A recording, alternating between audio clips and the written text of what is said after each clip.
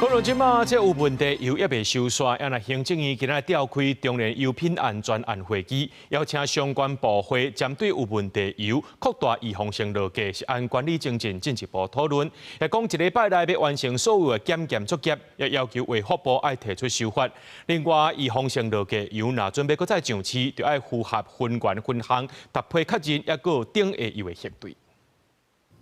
繼續追查問題油的流向，到下邊業者的灶卡詳細檢查。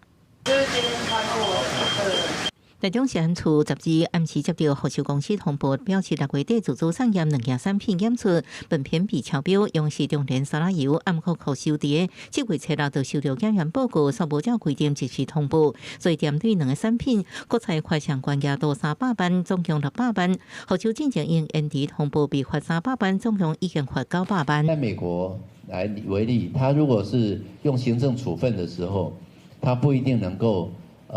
處分太多錢，但是他用消保法來處分的時候，他可以讓一個大企業甚至可以倒閉，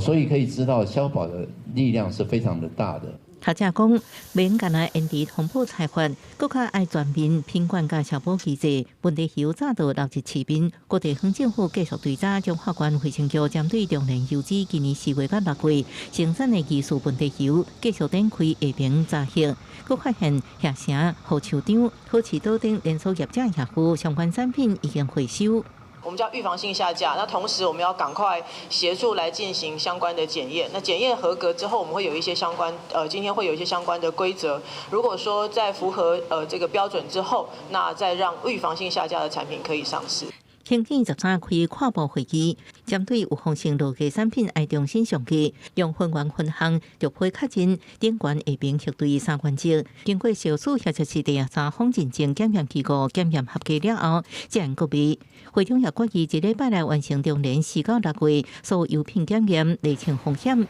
1禮拜內衛福部提出食安法修法草案，強化源頭制甜甲3級食安管理。記者綜合報道。